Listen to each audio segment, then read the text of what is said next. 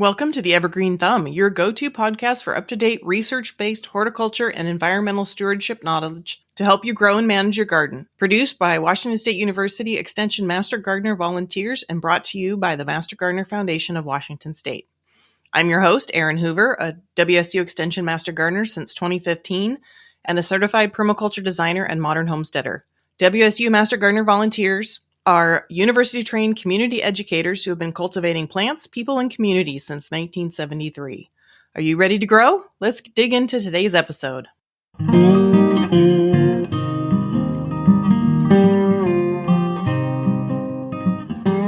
WSU Extension Master Gardener program empowers individuals with research-based horticulture knowledge to address key sociologic and environmental challenges. By equipping people with essential skills, we help mitigate these challenges and demonstrate that everyone has a role in building healthy, resilient communities. Over the course of the next year, I'll be hosting a 9-part series exploring the WSU Extension Master Gardener program's 9 program priorities, how they impact our communities, and how you as gardeners can integrate them into your own practices. These priorities go beyond simply growing plants. They provide a framework for tackling critical issues such as food security, climate change, and environmental stewardship. Each episode will spotlight one priority, covering topics like local food systems, pollinator health, water conservation, wildfire preparedness, and more. We'll hear from experts at WSU and master gardeners who are applying these principles in real-world settings, along with practical advice to help you make a difference in your own garden. The first program priority we're going to talk about this year is climate change. Master Gardener volunteers help mitigate climate change by providing community with practical skills for growing resilient landscapes. Sustainable landscape practices offer significant public value by reducing carbon footprints and various types of pollution. These practices lower greenhouse gas emissions, conserve water, enhance soil health, and support biodiversity. Additionally, sustainable landscapes act as carbon sinks, absorbing and storing carbon dioxide, which helps mitigate climate change. Overall, they contribute to a cleaner, healthier environment and promote a more sustainable future. My guest today is Mike Peronto. Mike is a master gardener in Pierce County who joined the program in 2017 after a career in the private sector. Initially, he focused on growing food in master gardener demonstration gardens and in community gardens. Over time, he became increasingly concerned about climate change, and in 2022, he started a group within the Pierce County Master Gardeners focused on climate change. Then in 2023, as an outgrowth of a presentation at the Advanced Education Conference, he started a statewide climate change group called CATS, or Climate Action Teams, a statewide group of Master Gardener volunteers who work together to create climate change-related content for use by Master Gardeners throughout Washington. All right, Mike, thanks for joining me today. Welcome to the show. Thanks for having me. So to start off, why don't you tell us a little bit about yourself and your work with the Master Gardener program? Well, I'm a Master Gardener volunteer out of Pierce County. I live in Gig Harbor. I joined Master Gardeners in pretty much the classic way after I retired. Had always been interested in gardening and was looking for something to do, and joined the program through King County before I moved down here, and have been a Master Gardener since 2017. All right. So you're here today to tell us a bit about the Master Gardener program's climate change priority. So can you tell me about its main objectives and why the focus on climate change? Sure. To do that, probably step back a little bit and go to the Master Gardener mission. The mission itself talks about teaching and about horticulture and environmental stewardship. Okay.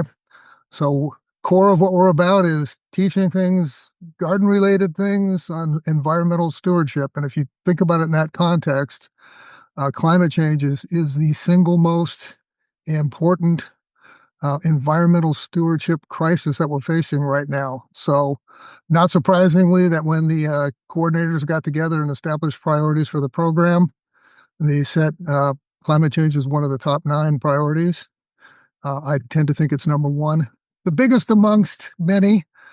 And the goals of it really, they talk about teaching resilience in our landscaping efforts. So staying true to the Master Gardener mission with gardening, environmental science, and big talk about resilience because our rapidly changing climate is really you have to garden in new ways to be able to deal with our changing climate.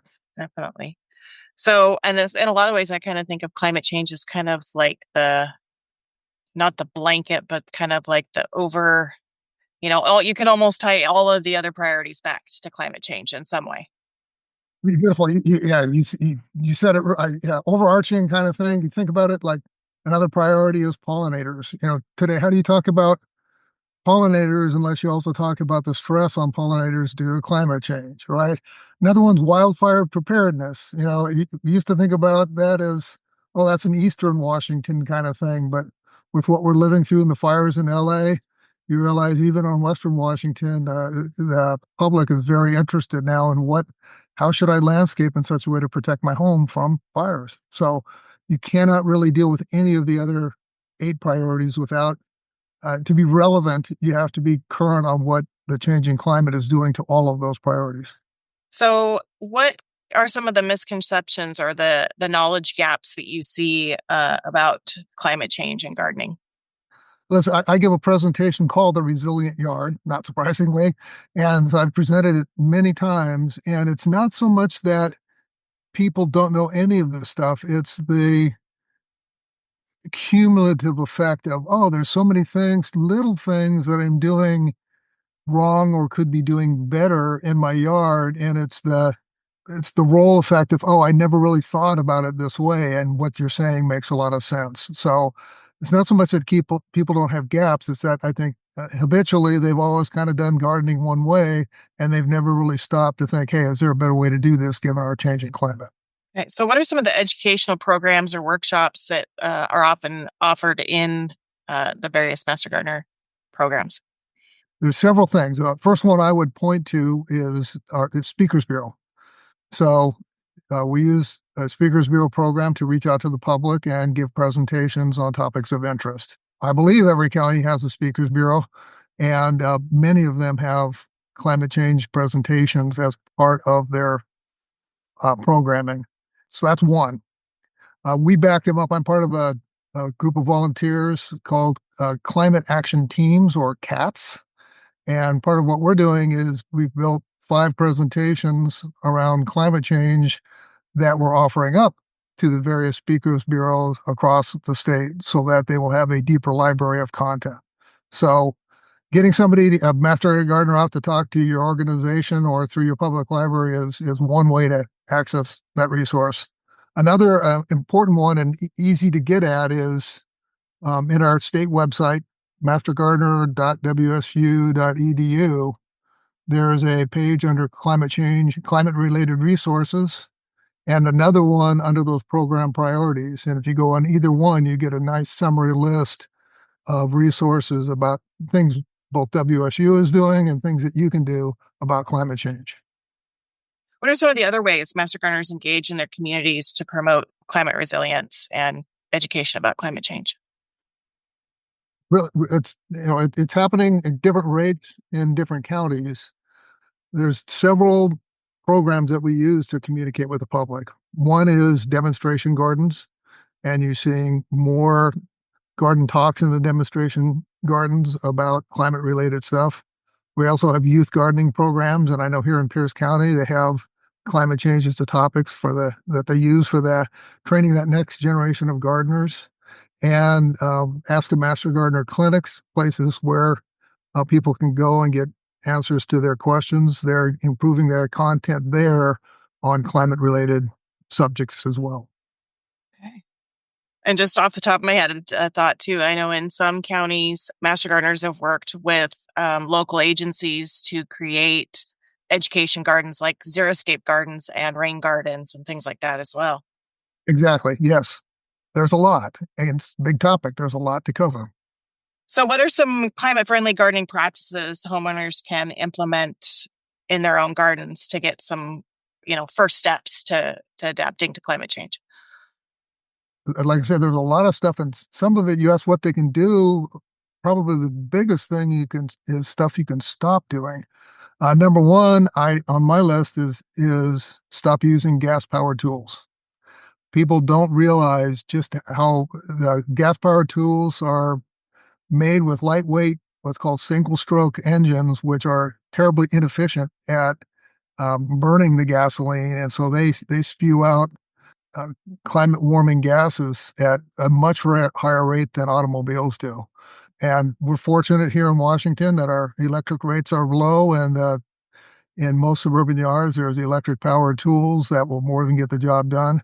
And so people can do a huge amount of good for the environment just by abandoning their gas powered tools and switching over to electric. I was just running the numbers. I think in King County alone in 2020 there was 500 million pounds of CO2 were generated by their yard tools. So if everybody in King County alone would desert and go electric, you'd save 500 million. And this is gas. Gas is light; it floats. How much? 500 million pounds is a lot to pull out of the atmosphere. So that would be number one. Then when it's like, what actively can I do? The big lesson there is goes back to our schooling, and this may be one of those gaps of knowledge that you talked about, but most people don't realize that photosynthesis is the process of taking a climate-related gas, CO2, out of the atmosphere, converting it into nutrients for the food, and depositing it back into the leaves, trunks, branches of plants and back into the soil where it is in a permanent, non climate warming form. So, what does that mean? Just by simply planting plants, you're doing a lot for cleaning up the CO2 that's out in the atmosphere today. So, I put that number two. Stop using gas powered tools, start planting stuff. And then the third one is take care of your soil. And then, big way to do that is by adding compost, and then, especially in the hot months, adding a mulch to both retain moisture and to retard weed growth so that you don't have to pour more chemicals into the soil to deal with the weeds. So that's probably the big three. Well, and I know in recent years, battery powered tools have really come a long way. We got a battery powered chainsaw, and my husband cut down a 30-foot tall cherry tree with it. I mean, it took a couple of charges, but he probably needed a break at that point anyway. Yeah, and you're that's pretty hardcore. Most suburban yards aren't all that big and don't have 30-foot cherry trees to take down. So your mowers, your edgers, your blowers, battery powered, will do it just fine for all but the largest yards. So, what are some of the more pressing challenges that gardeners in Washington state can expect to face due to climate change? We've touched on some of them already. Especially in Western Washington, if you thought you were safe from wildfires, that's all of a sudden not such a safe thing anymore, right?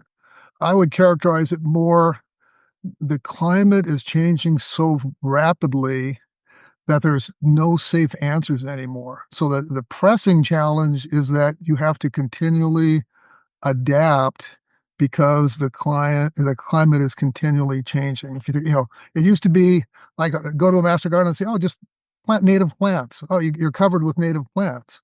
Well, the climate's heated up enough that those plants that are native now, well, they became native to us when the climate was a lot cooler, so they're under stress. You're seeing stuff like Western red cedars are dying off at alarming rates. And what do you do? Well, what the Seattle Parks Department is doing is they're looking 300 to 600 miles to the south for their native plants and sequoias and transplanting them up here. So even a simple thing like, oh, just plant natives and you're covered, nothing completely covers you anymore. And so you continually have to adjust your gardening tactics because it's getting warmer and warmer. So that's the pressing thing, is you got to continue to learn, which is good for master gardeners because it gives us something to continue to teach. Yeah, right. So, and that makes me think of too, is with the change in the USDA gardening zones, that's kind of an indication. I mean, because now Washington spans from I think zone 3A to 9A now. The coast is over as zone 9 now. So, that is warmer. And remember, most of that is calculated by looking back either 20 or 30 years and doing the averages for that. Most people planting now, they want to plant for where it's going to be 10 years from now. So, but that's the challenge, right? You don't want to get too far out there because then you plant something from Southern California and it struggles up here too because it's not hot enough. That's part of the continuing to adapt. Yeah. So, what are some of the easy action steps gardeners can do to make their gardens more climate resilient?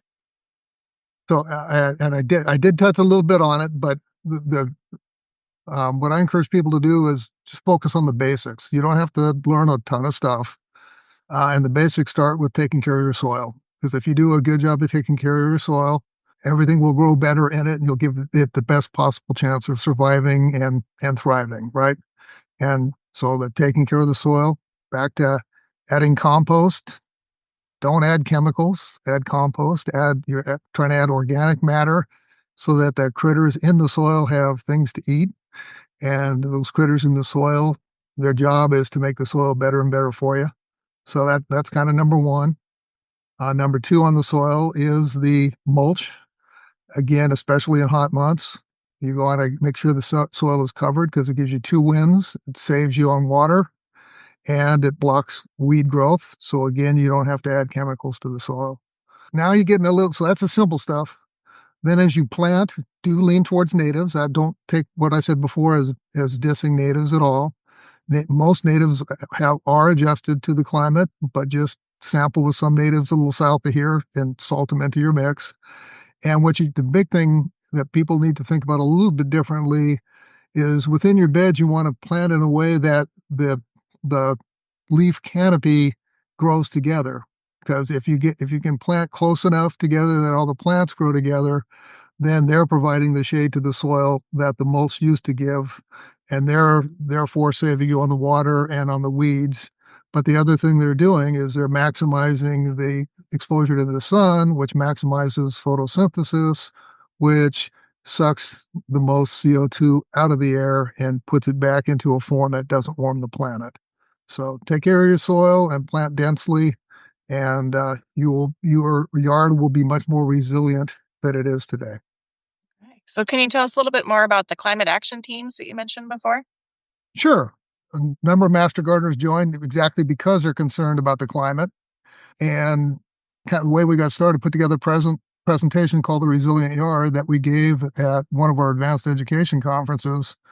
And at the end, we just asked a simple passed around a form, hey, would you like to join a statewide group that deals with climate change? And that's a little bit different for master gardeners because we're organized by county usually. And so all of the participation is usually county specific, but greenhouse gases don't stop at the borders. So we said, let's try a statewide kind of organization.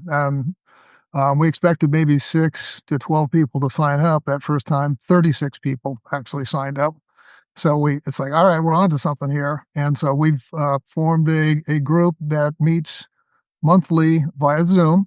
And the goal of the group is to take those deliverables that we have today that are related to climate change and enhance them and make them available. Some of the smaller counties have trouble. They don't have enough volunteers that can really tackle a lot of these projects.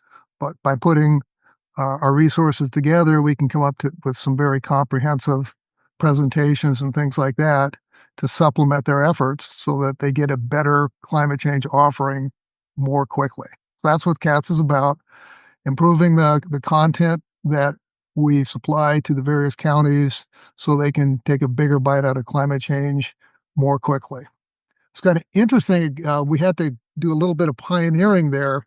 Since we are creating statewide presentations, the program director, Jennifer Marquis, had always wanted to have, in effect, a peer-reviewed product, and we'd never been able to pull that off before. But for these presentations, we got together with other WSU professors who were concerned about the climate, and they agreed to proofread and then validate the science in these presentations. So we last year pioneered this whole process to become, our slang is badged. So we actually badged the presentations that they're WSU Extension Master Gardener approved content. that's now available statewide. So it's been interesting, been a lot of work. There's currently 5 presentations that are badged and available for all the counties to use. With more on the way, we'll keep going. Well, and that sounds like that's a great resource, like you said, for some of the smaller counties or, just for the sharing of knowledge so that we can get that out there into the public and share it. Again, there's a big difference because of the mountain range between eastern and western Washington. So we also kind of pioneered presentation, like, again, my resilient yard, I gave you the emphasis on compost because I'm western Washington.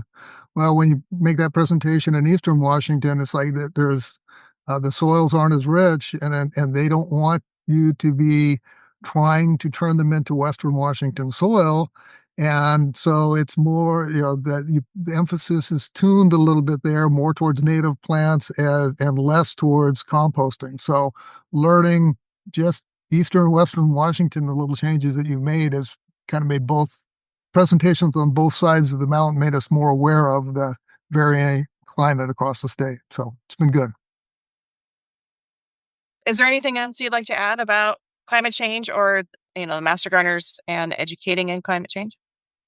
Probably circle back to where I started, especially for Master Gardeners. If you're becoming a Master Gardener, you probably want to, you join an organization with people with like interests, but also you probably, hopefully wanted to make a difference with your time. And if you stand back and think about it, where we sit with the climate change is the single most important environmental stewardship topic for the rest of our lives. And if you want to dedicate, a significant portion of your life to making a difference, I don't think there's anything that you can do that's more important than that. So I would encourage you, if you care, you like any of this stuff, become a cat, join the climate action team, and we take all comers here. All you have to do is go up to the mastergardener.wsu.edu website, look for cats, and say, I want in, and you're in. Okay? Any final thoughts about climate change in the garden? Yeah, I guess the last piece would be a little bit of a pep talk. A lot of climate change discussions are kind of doom and gloom about how big the problem is, how bad it is, and things like that. I think the Master Gardener ethos, from the outset, isn't to sit around and moan about it. It's what can you do, and what actions can you take. And so all of our presentations that we put together are here's something that I can do to make an impact, however small, that I have some control over. And I think that it's that kind of attitude, when multiplied across millions of people, is the way that we're going to get our hands around this thing. Is focus on what you can do, focus on what's practical, roll up your sleeves and get off the couch and go do something. Well, thanks for joining me today, Mike. This was very informative. Thank you. Thanks for having me. Thank you for joining us on this episode of The Evergreen Thumb, brought to you by the WSU Extension Master Gardener Program volunteers and sponsored by the Master Gardener Foundation of Washington State. We hope that today's discussion has inspired and equipped you with valuable insights to nurture your garden. The Master Gardener Foundation of Washington State is a nonprofit organization whose primary purpose is to provide unifying support and advocacy for WSU Extension Master Gardener programs throughout Washington State. To support the Master Gardener Foundation of Washington State, visit www.mastergardenerfoundation.org/donate. Whether you're an experienced Master Gardener or just starting out, the WSU Extension Master Gardener Program is here to support you every step of the way. WSU Extension Master Gardeners empower and sustain diverse communities with relevant, unbiased, research-based horticulture education. Reach out to your local WSU Extension office to connect with Master Gardeners and tap into a wealth of resources that can help you achieve gardening success. To learn more about the program or how to become a Master Gardener, visit mastergardener.wsu.edu/get-involved. If you enjoyed today's episode and want to stay connected with us, be sure to subscribe to future episodes filled with expert tips, fascinating stories, and practical advice. Don't forget to leave a review and share it with fellow gardeners to spread the joy of gardening. Questions or comments to be addressed in future episodes can be sent to hello@theevergreenthumb.org. The views, thoughts, and opinions expressed by guests of this podcast are their own and do not imply endorsement by Washington State University or the Master Gardener Foundation of Washington State.